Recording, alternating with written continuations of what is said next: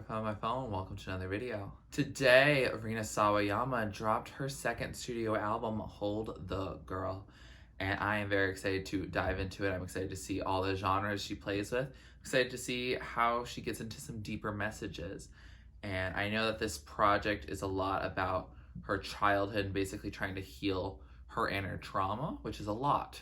So that is a little bit of a content warning. I don't know exactly everything we're getting into because it's a reaction, but I would be advised if you may be sensitive to certain childhood experiences. That said, I am very excited to see what she goes into. I've heard the songs This Hell and Catch Me in the Air, but other than that, I haven't really heard much of the singles. I know there's been several, but I've been trying to keep my mind a little bit more clear so that I can have a better reaction with y'all. I haven't decided yet if I'm looking up lyrics. I know her lyrics are very deep, and I'm thinking I might just want to glean what I can off of first listen and then get more context from y'all and also on Genius Lyrics after the album has had time to come out. I am filming on Friday, September 16th, so it has just come out. So I do want to remember that, hey, not everything has been fully understood yet, because Rina Sawayama takes her time with her work and she makes sure that she's having some deeper messages. It's not really just, oh, this is a love song, or oh, this is a sad song. There's a lot underneath the surface, and I want to give myself the ability to enjoy the music on the first listen without being super stressed that I didn't get everything, because I know I won't get everything. With all of that, I am excited to dive into this project. Let's just get into it. Track number 1 is Minor Feelings. Oh, it's starting so peaceful. Behind a plastic shield. You hide behind a plastic shield. I'm tall enough to save myself. The more they bury me alive.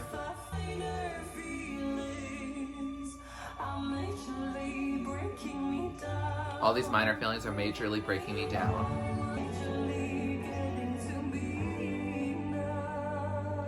They're majorly getting to me now. Is that some rain to finish this out? Oh, nice transition.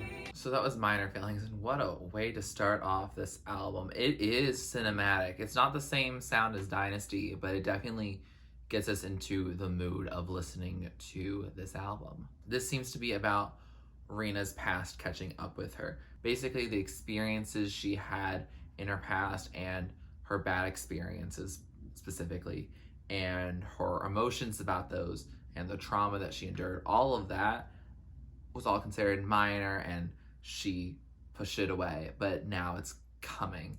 It's bubbling to the surface. It is currently affecting her current life and her future, and if she doesn't address it now, then it will haunt her forever.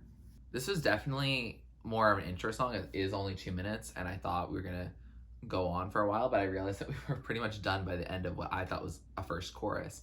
So that was rather interesting. I haven't heard of a song from Rina that was this short, honestly. I think she does normally go for a longer feel. I think her interlude on Sawayama, or This World, I think that was even longer than this. So that's interesting.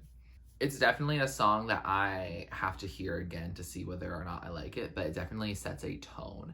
And I'm wondering how much we stick within this tone, or if we're gonna, again, genre bend hecka.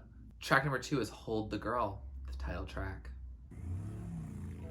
Ooh, rain turned into this motor sound.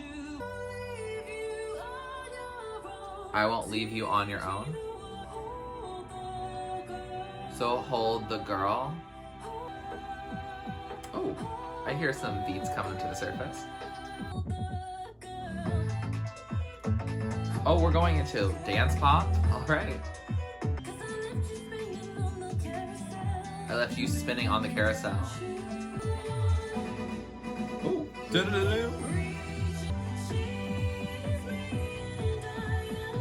She is me and I am her. I think this was a message for her younger self. Then I remember who I'm really made of. Ooh, the beat is continuing in this chorus.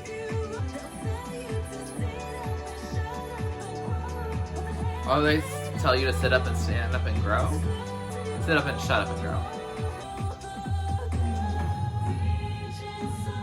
Key change on a second song?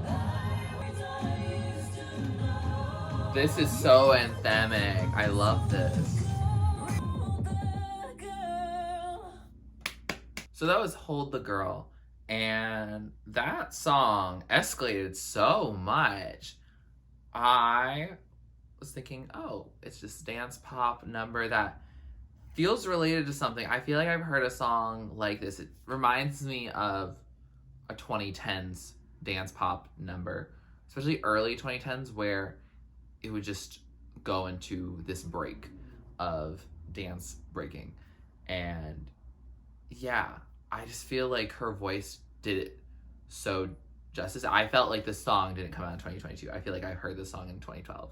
And whether that's because she just played so true to that style, or if it's because it doesn't sound like something unique to Rina, I haven't figured out yet.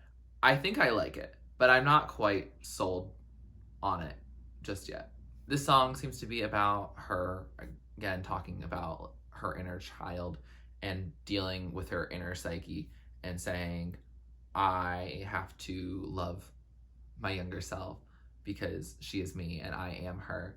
And people were telling her to sit down and shut up and grow and get older. And now that she's older, she realizes the trauma that she endured and that she was kept from getting to fully love herself and love her experiences and love life. And so, yeah, I think this really works well with the minor feelings, and I'm excited to get into some more specific stuff on the rest of the track list. The fact that you do a key change on track 2 is pretty bold of you, and so I'm excited to see where we keep going. Track number 3 is This Hell, a song I have heard because I listened to it with y'all and I watched the music video and I enjoyed it. Let's hear it again within the context of the album. Let's go, girls. This hell is better with you. Not even he can hurt me. Wow, that's hot. Life gave us nothing to lose. Got my invitation to eternal damnation. There you go. So that was This Hell, a song we know, a song we enjoy. I'm a little low energy. It is the end of the week and I haven't slept well most of the week. So my apologies if I'm not going, yeah. I also have a little bit of a headache, so sorry. But yeah, this song is fun. It's about being queer and loving it and making jokes about people saying that you're living in sin and that you are just gonna go to hell. All right then, buckle up, put down, we're riding. Amen, Rina, amen. I think the song has always been interesting to me because it has so many different things at play, because after looking up the lyrics before, she was saying a lot about this being a country song, and I didn't think of it as a country song. I was thinking of a rock song, but then it also goes into got my invitation to eternal damnation, which is exactly the same way that she sings Comme des Garçons, which is definitely not a rock or a country song. I would say that's a pop, I don't know, just a queer genre of music. So I feel like this song is a perfect example of how she genre bends. And while I don't think it's very comparable to a lot of the songs that I really liked on Sawayama, which is most of the album, I still have a soft spot in my heart for most, if not all, of Sawayama, more than anything from this album yet. But I guess we will see as we listen to this all the way through, and as well as again. But this song is a party song, and I hope people are listening to it as they get ready for the club, as they get ready to have a party. I think it is a fun song, and I'm glad that Rina did that Trevor Project fundraiser during Pride Month. I thought that was very sweet and definitely on brand for her but also very kind of her as well to take the money that you would have gotten in an AdSense and put it towards this fundraiser and allow people to donate. Yeah, I think those have been really cool to see. Track number 4 is Catch Me in the Air, a song I've heard the song on Spotify once, and then she also performed it at her Dynasty experience. It was something that she performed on the tour that I didn't go see her in concert. I am seeing her in November, but during her Dynasty experience, the live stream that I discussed last year, she performed this song. So I have heard it before, and I'm excited to hear it again within the context of the album. Does this song not radiate sunshine to you? Hey girl, don't you want to see the world? On the edge. Oh, that's so gorgeous. Catch me in the air.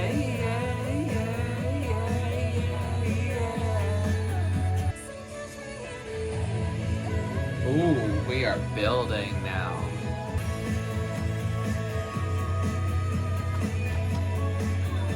So that was Catch Me in the Air, and that was gorgeous. Oh, it sounds so much better since I last heard it. I don't know why. It feels like a bath of sunshine that I just needed right now. The song is about Rina's relationship with her mother. I believe she mainly grew up in a single parent household. I don't really know all the details of Rina's personal life like that.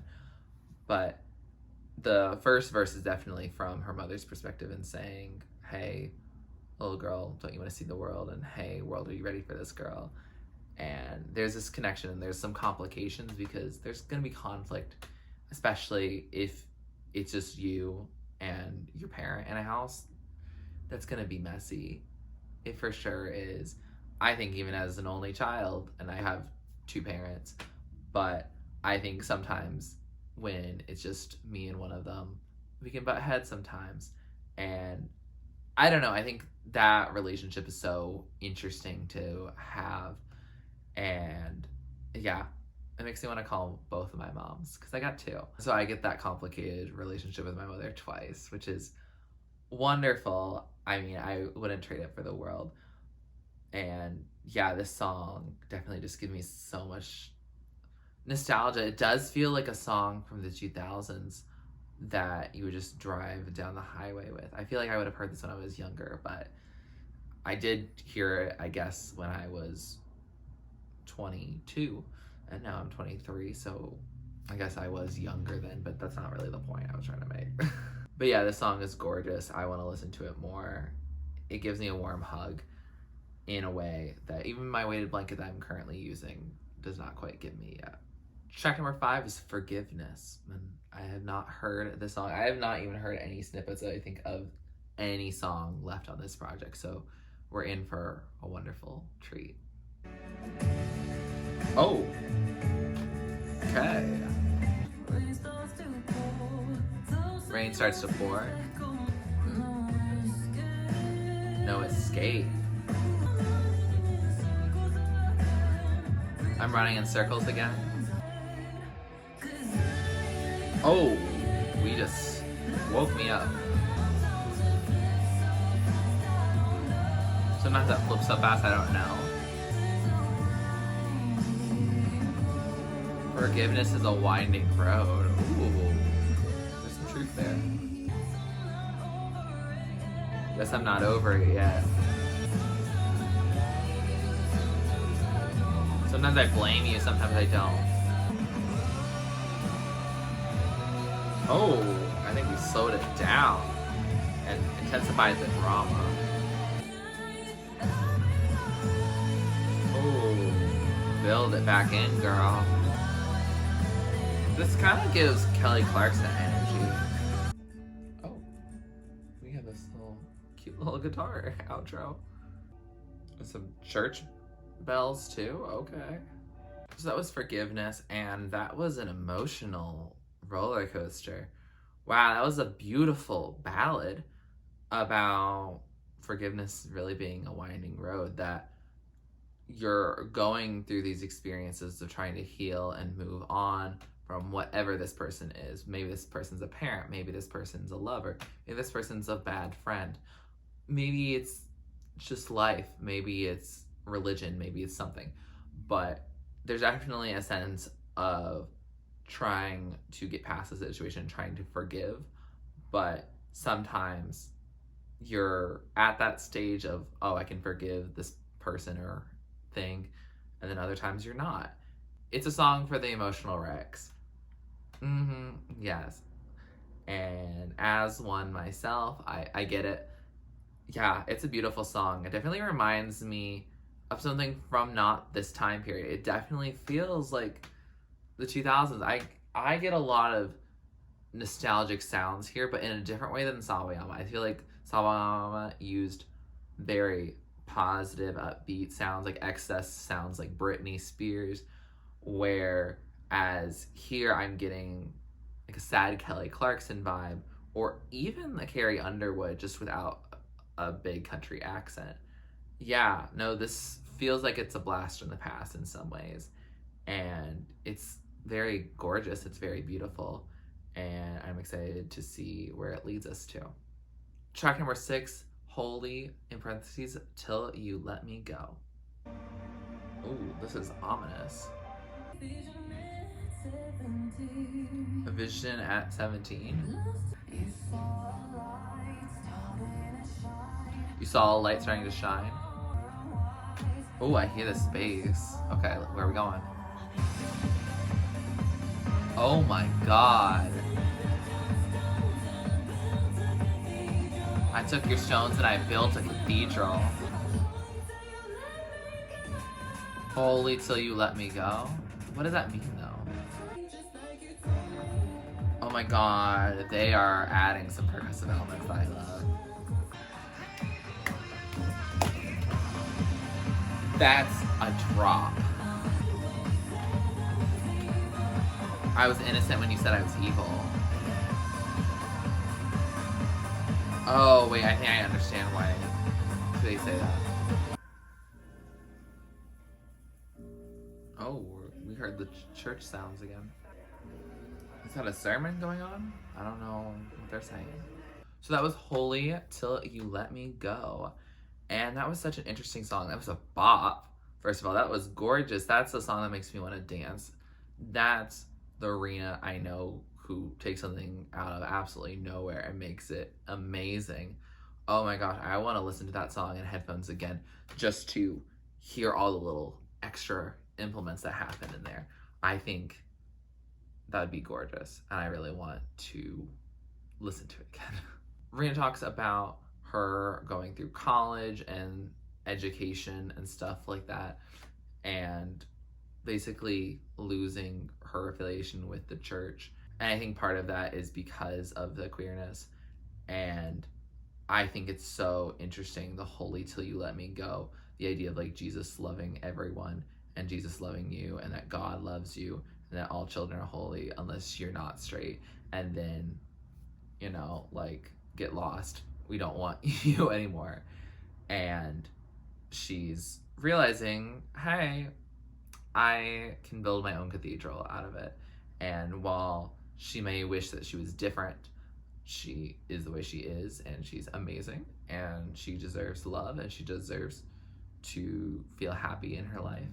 And I don't understand how people who are homophobic but also religious, how they say, oh, God is all about loving one another and caring and tolerance and acceptance and all of that, and then you are just so filled with hate and you want to criminalize activities and you want to not let people get married and have kids.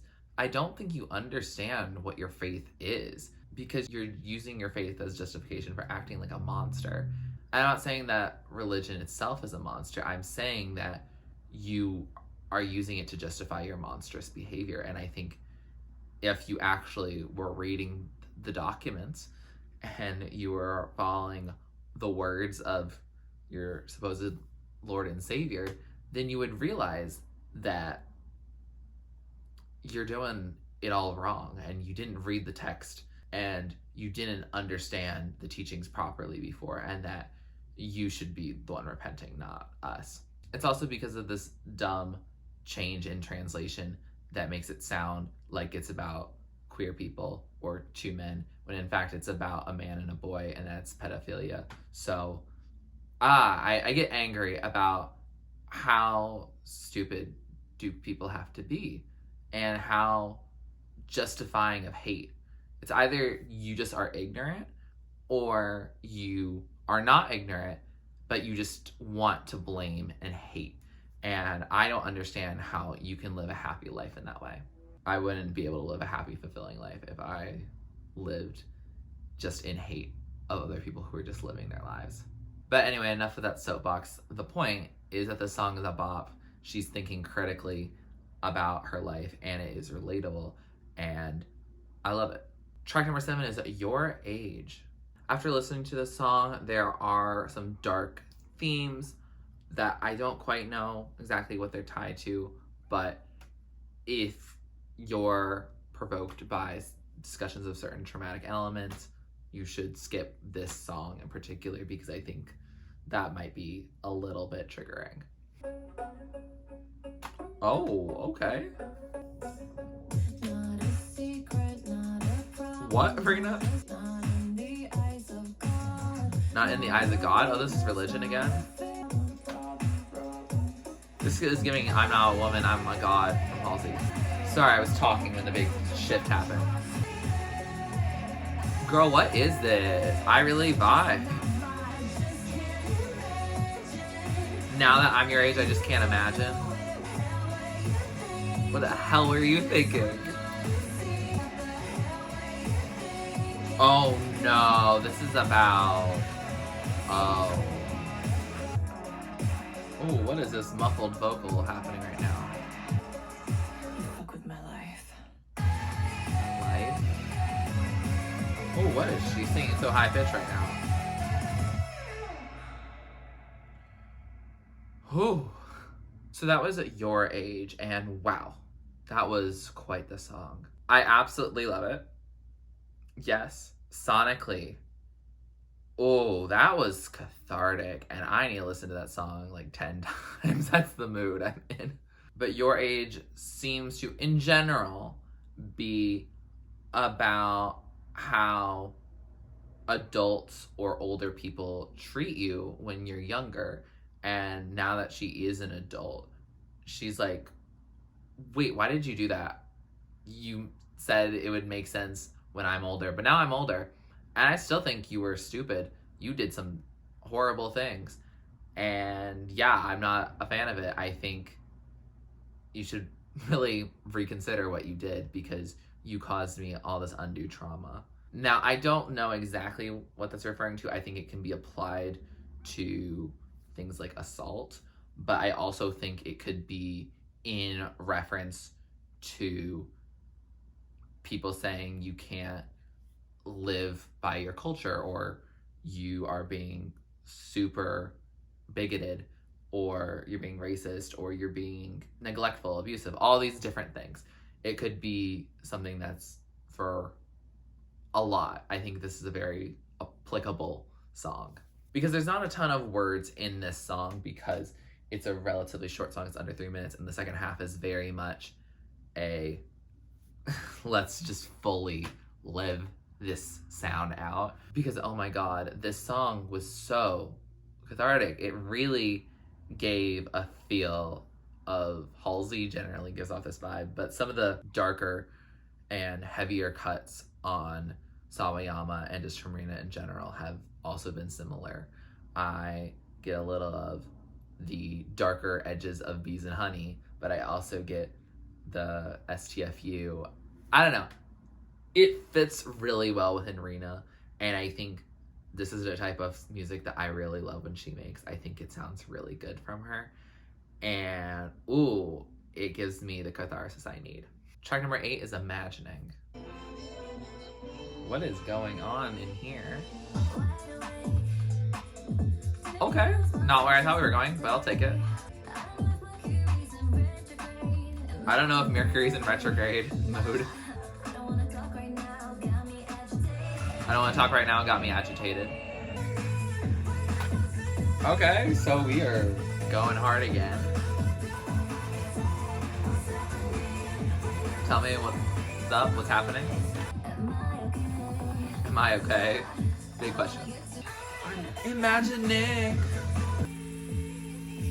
Oh, we are getting a little experimental in our outro. Okay. So that was Imagining, and that was a vibe. I enjoyed it. Yeah, I mean, it gave off club vibe with a little hint of the edge from Your Age. I would vibe to it, but I don't know, I'm just so exhausted. I don't know why. I don't know what's happening. Tell me what is up. I would say it's about the idea of partying and living your life and vibing, because that's really is the sound of the song. However, you're realizing that you really don't recognize yourself right now. You really aren't analyzing what's going on. You may have some existential crises, but you kind of dance them off, and you're not really going to focus on them right now. You're really just imagining. You're not going through your reality. And I think that's a mood. I think that's something that I commonly can go through. I think that's something that a lot of people go through. Definitely gives me 20-something energy, even though I know that she's in her 30s now. I'm sure that kind of stuff doesn't really get easier. But yeah, I definitely feel this is a relatable song that I could see me vibing to. I do like that filtering on her voice, but then I also like that we also get the unfiltered or less filtered part where we get to hear her sing it a little bit more. I like that too. Yeah, this one is a fun song. I wish I had more to share about it, but I think it really is just like the idea of like daydreaming through life, and that is so relatable that it could give me an existential crisis, but I'm just gonna keep imagining. Track number 9 is Frankenstein. I hope you're talking about the scientist and not the monster, because the monster does not have a name.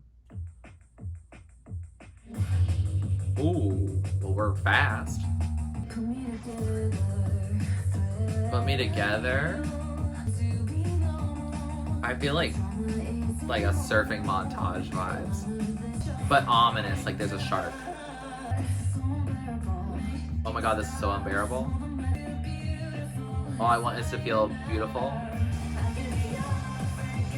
I can be your Frankenstein? No, if you're getting put together, you're the monster. Okay, but she's really killing this chorus, I can't lie. I don't want to be a monster? Okay. Frankenstein's not a monster. I really gotta put this in my Halloween playlist, don't I?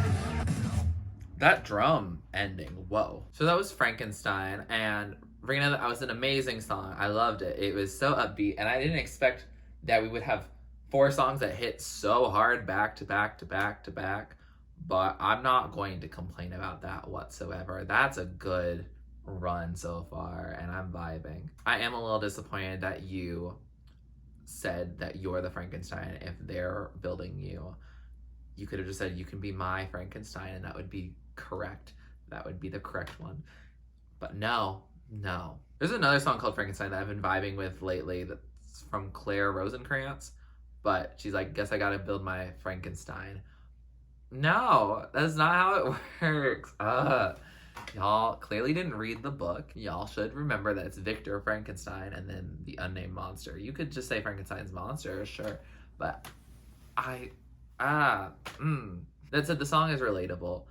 Changing the parts of you to be more appealing to someone else, or just to be more appealing to yourself, changing your nature for what you think is cool. Sometimes it's a positive change, like quitting a bad habit or deciding to not do a toxic behavior, but sometimes it's very cosmetic and is just trying to make yourself someone you're not. And so I guess you had to walk that tightrope of sorts. And I think she's in the mood of, hey, I can be this creation that you want to see. And I don't know who she's talking to, if she's talking to parents, if she's talking to fans, if she's talking to a lover.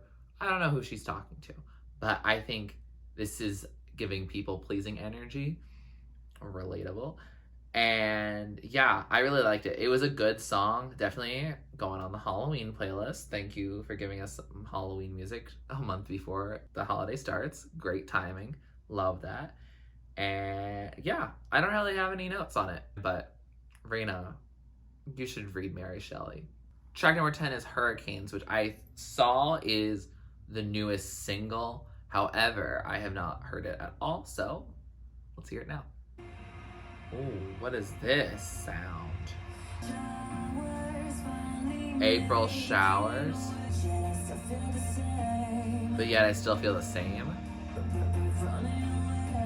My mind keeps running away. Chasing hurricanes. Don't chase a hurricane. Oh no, this is gonna give me an existential crisis, isn't it? Oh, she really needed to sing that out. This is really giving 2000s energy. Or a little pop rock. Hidden the key in plain sight.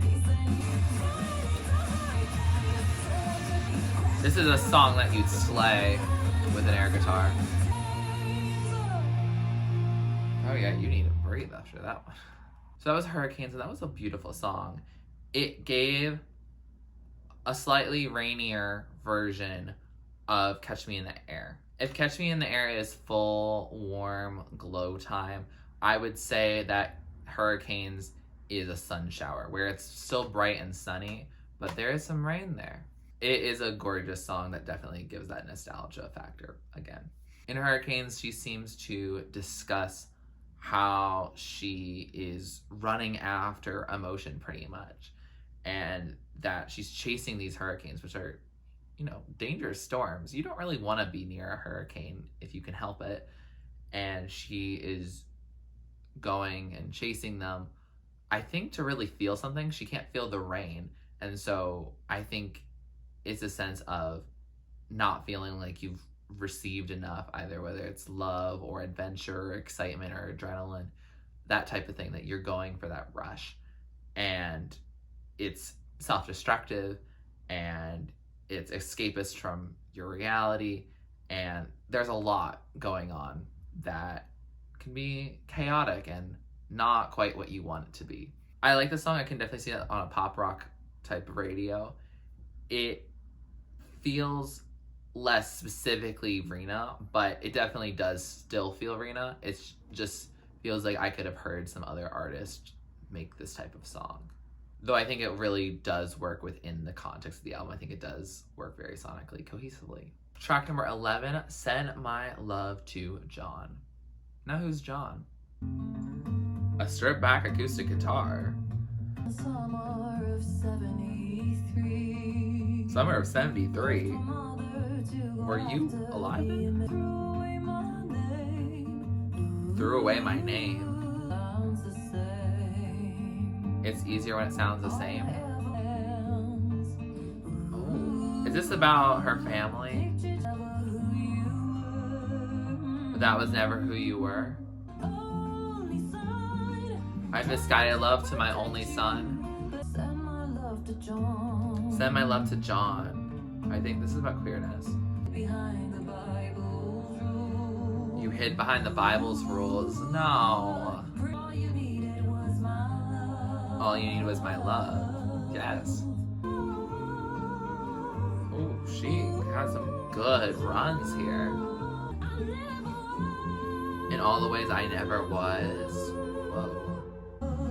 Send my love to John. So let's send my love to John, and oh, she's gonna make me cry.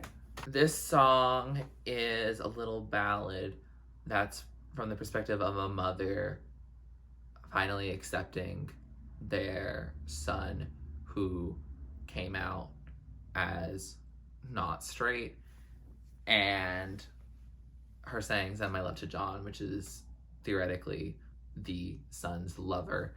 And yes, if it's two men, it's not straight.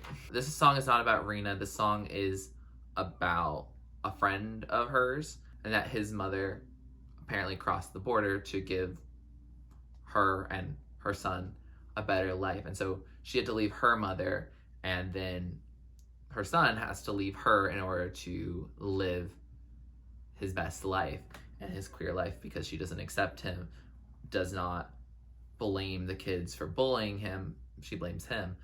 And so there was a tense relationship. And the song is specifically inspired by when the mother said casually in a conversation, "Send my love to John." And that just meant so much. And so Rina provided this sense of relief and this catharsis that even if those aren't all the words that the mother is going to say to their child after not giving the right love, that at least Rina can do it. And I think this song means a lot to the queer community and anyone who's really gone through not feeling accepted by their parents. And yeah, it's hard. It's definitely hard. I say it more with secondhand experience just because my parents, I have two moms, so it was not that difficult for them to accept me and my non-straightness. And so I think it's very important that we give that sense of relief when we can.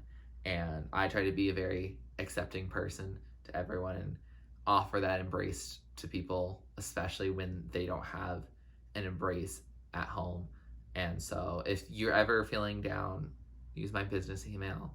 I'm happy to chat with you and make you feel like you belong in this world, because you do.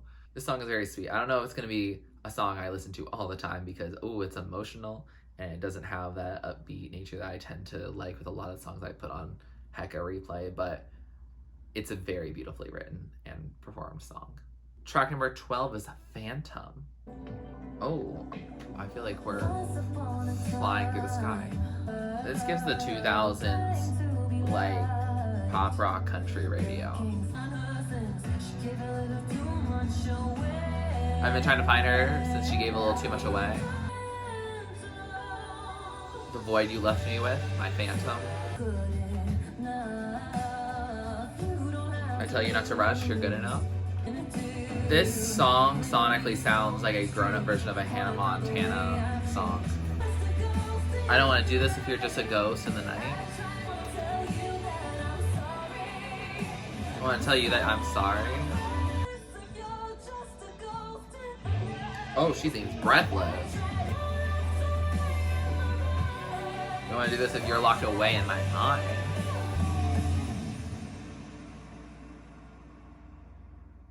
Wow.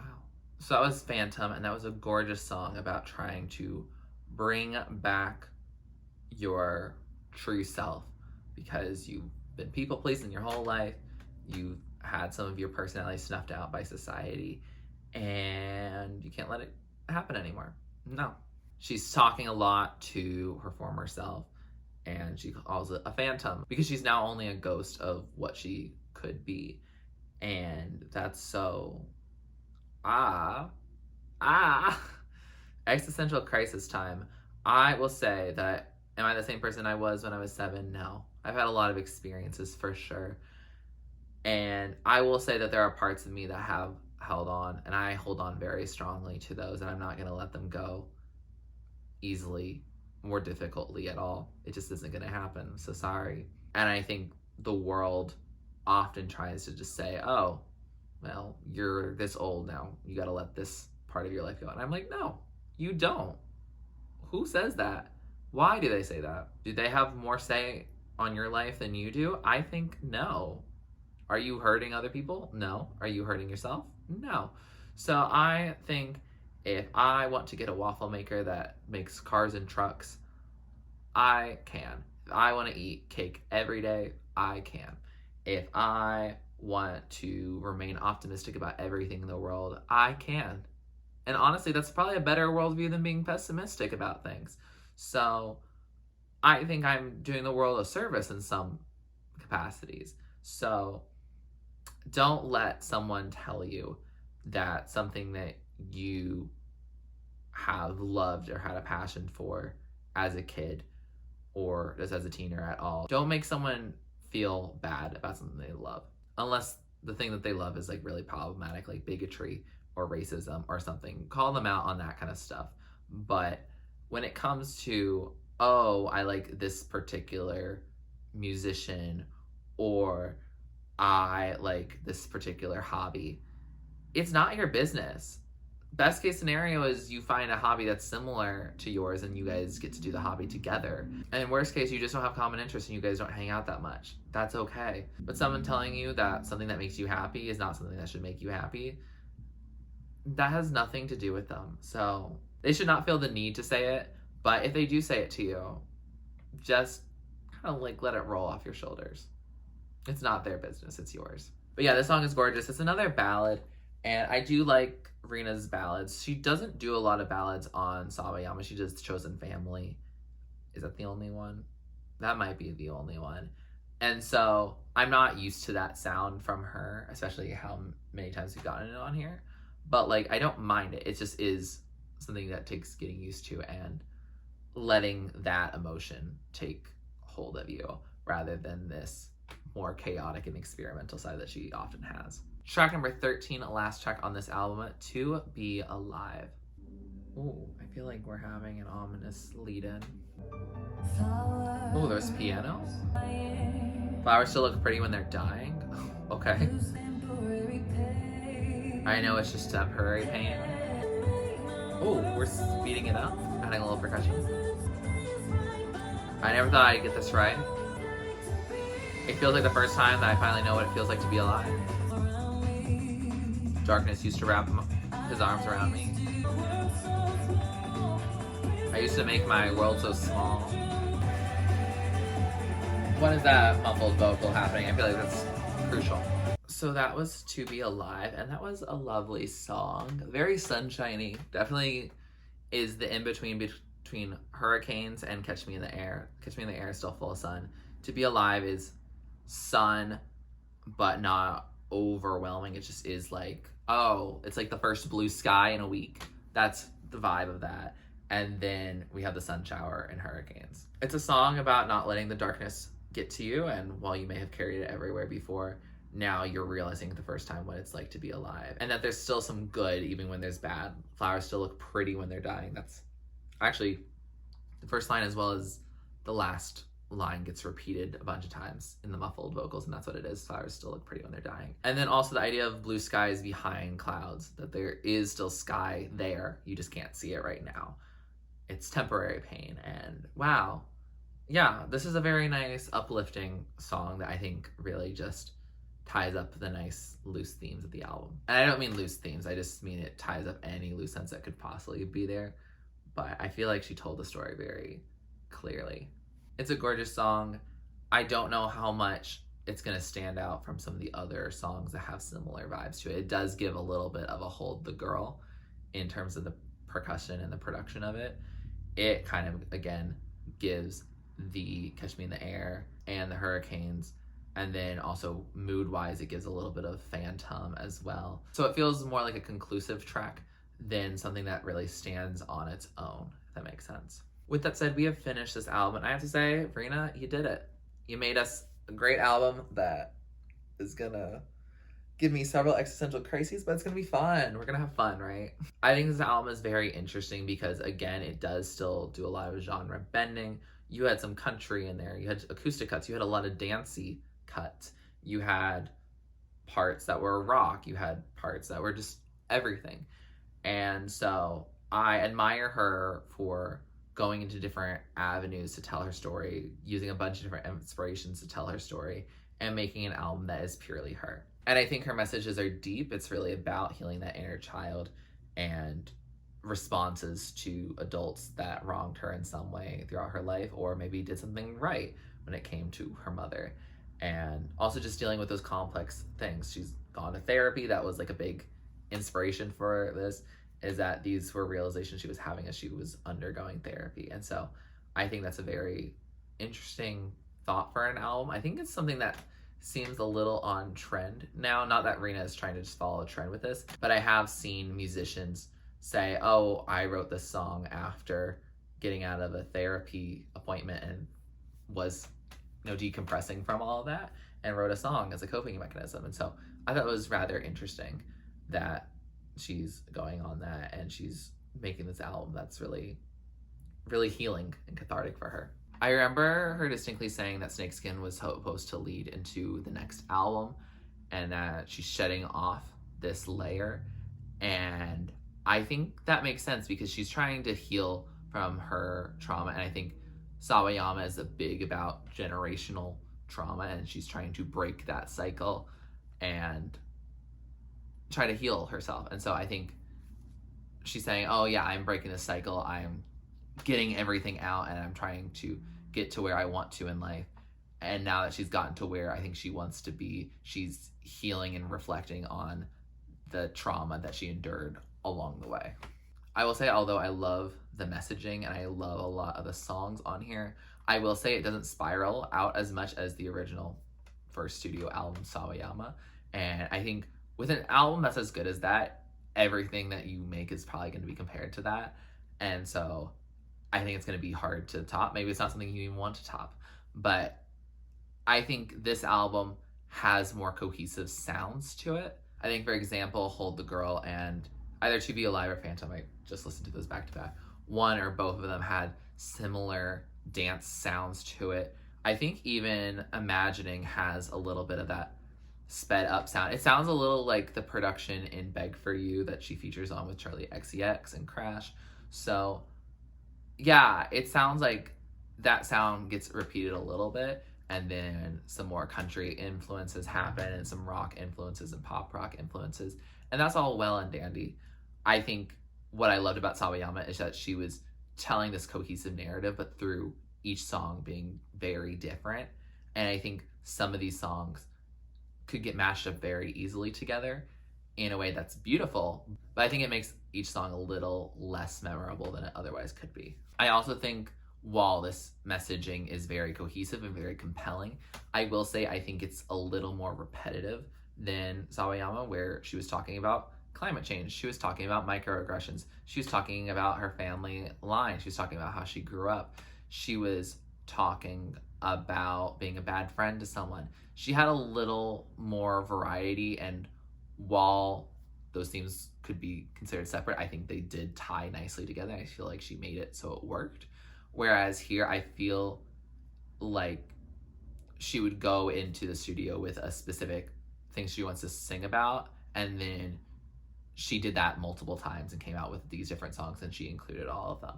And that's not a roast by any means, because they're all good songs, but I think it does feel a little bit like you're trying to hit the same target just on a different day or in a different mood. And so I think sometimes it does feel a little more repetitive again than I think Sawayama was. But I know that especially like the original Sawayama, this album I bet will grow on me tremendously. I already like the album. It's not like a dislike at all. But I think it needs a little more time, especially with some of the songs that do sound a little bit similar. It's hard to differentiate them right now. But I think in time I'll be able to differentiate, and I think I'll like them more. That middle section is very good. Yes, for sure. The one with Frankenstein in it, Your Age, Imagining, all of that, like that middle section was so good, and you normally don't get some of the best songs in the middle. That just doesn't happen often, so I will give kudos where kudos is due. With that said, here are some of my favorites for the top tier of the songs I love, the standouts, the ones that we're playing over and over. Songs in the middle are songs I like. I'll add them to my playlist, but they might not be the top of the top, and songs at the bottom are just not really my thing. Doesn't mean they're a bad song, doesn't mean they can't be your favorite song, just means it's not for me. That's okay. Rina didn't make this album for me, but I'm glad I'm experiencing her in my life anyway.